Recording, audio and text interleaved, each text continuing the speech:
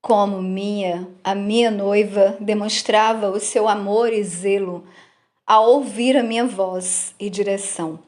Enquanto caminhávamos juntos, eu a protegi, guardei e alimentei.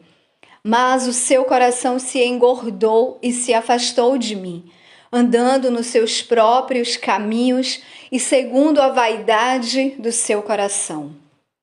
Assumiu o controle, se encheu de vaidades e anseio por fama. Os ídolos são exaltados nos altares do seu coração. Os aplausos ensurdecedores desviaram seus ouvidos da minha palavra, mas eu a conheço. Conheço as suas obras imperfeitas e o seu coração caído, suas vestes sujas. Choram no funeral, mas eu a chamo. Vem, levanta-te, não está morta, apenas dorme. Eu a conheço pelo nome e tenho preparado vestes de linho fino, puro e resplandecente. Shalom, shalom, noiva prudente, que alegria e também zelo e temor no meu coração. Eu sou a pastora Isa Vieira, sou fundadora do Ministério Mulheres Restauradas para as Nações e me disponho e me posiciono como uma tocadora de trombeta para esse tempo. No livro do profeta Joel, no capítulo 2, no primeiro versículo, somos convocadas a tocar a trombeta, tocar como um alerta para anunciar o dia do Senhor. Ele vem sem demora. Gratidão à querida Érica Ribeiro pelo convite. O Senhor revelou no meu espírito um texto que expressa a condição da igreja de Sardes e me fez ver um funeral. Jairo se prostra aos pés de Jesus, clamando pela vida da sua filha que estava à beira da morte. Jesus seguia para a casa de Jairo, porém encontrou a mulher do fluxo de sangue. Nesse tempo, chegam os da casa de Jairo dizendo que não incomodasse mais o mestre, porque sua filha estava morta. Jesus seguiu para encontrar a filha adormecida de Jairo. Na casa de Jairo estavam os lamentadores e os instrumentistas contratados para distrair o funeral. Mas Jesus chega e dá uma ordem: retirai-vos, pois a menina não está morta, apenas dorme. Há um chamado para o despertamento da igreja do Senhor. Retirai do vosso meio as distrações, os ídolos, os altares e aqueles que são contratados por dinheiro para distrair, porque estes seguem com o funeral. Esse é o objetivo deles, enquanto a menina está apenas adormecido. A ordem do Senhor é: levanta-te, levanta-te. Após isso, Jesus ordenou que lhe desse alimento.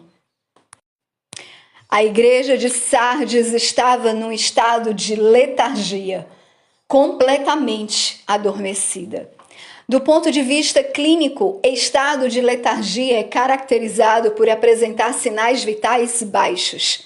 A pulsação, respiração e batimentos cardíacos praticamente imperceptíveis.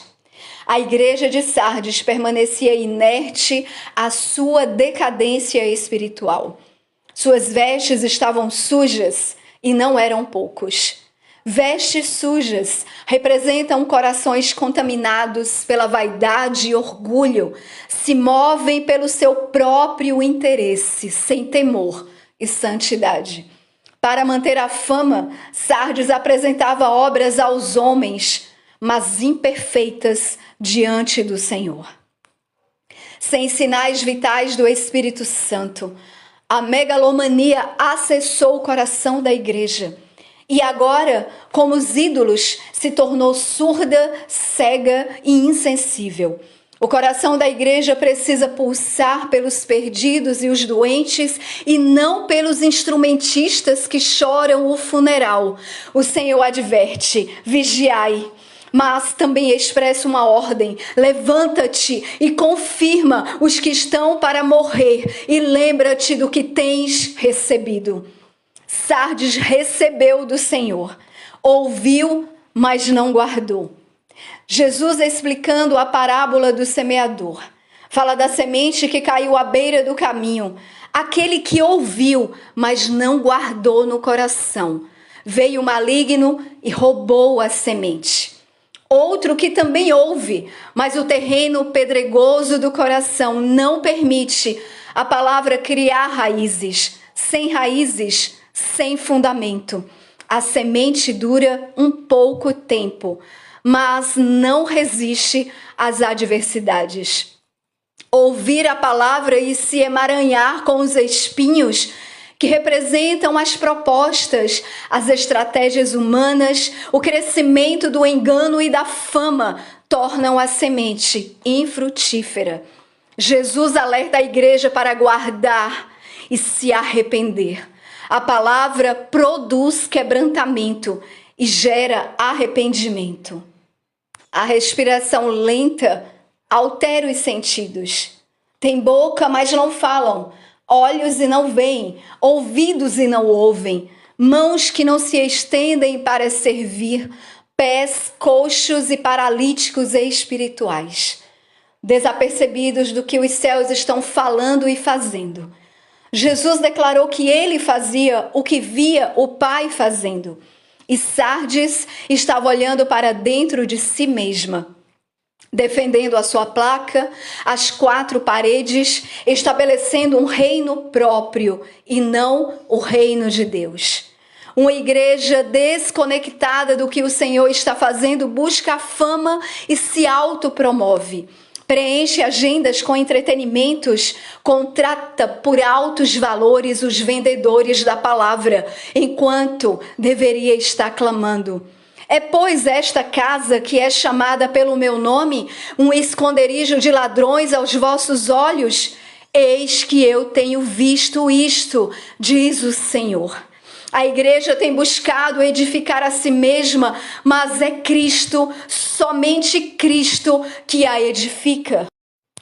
O coração se movendo pela idolatria.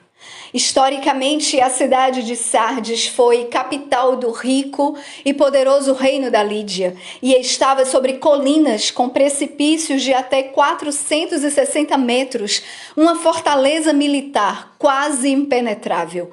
Mas, por falta de vigilância, por 2 vezes fora invadida inesperadamente. O orgulho e a altivez de Sardes nos lembram o quanto precisamos ser vigilantes. Portanto, aquele que pensa que está de pé, é melhor ter cuidado para não cair. E Jesus, na sua carta, confronta a idolatria do coração da igreja. Pois se tu não vigiares, eu virei a ti como um ladrão. Sardes tinha a aparência de viva, mas os seus fracos sinais vitais apontavam para uma igreja que precisava de mudança. Arrepende-te.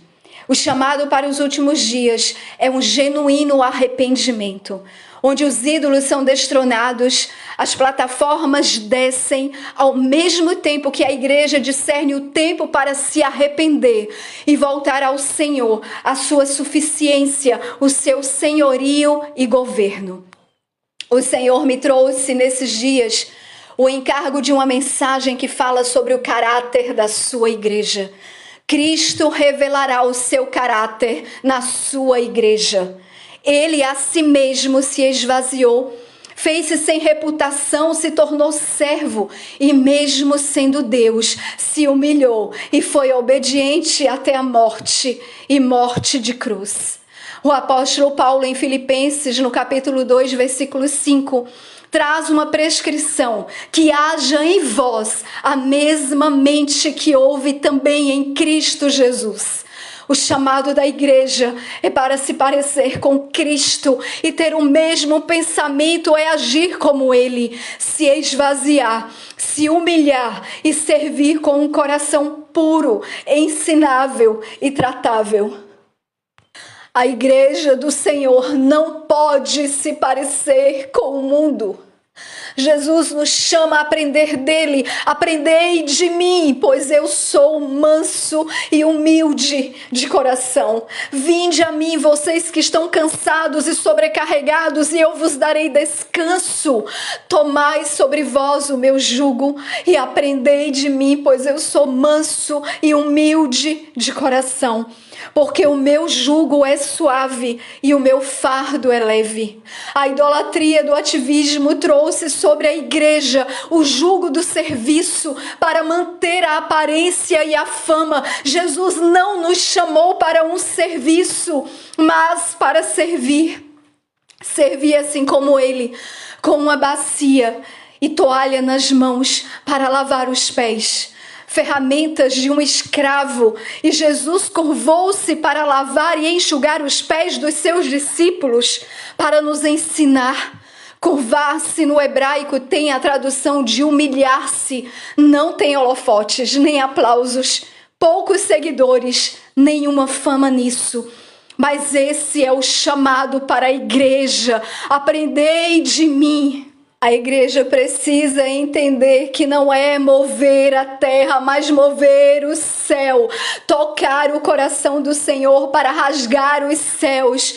Oh, que tu rasgasses os céus, que descesses para que os montes pudessem se derreter diante da tua presença.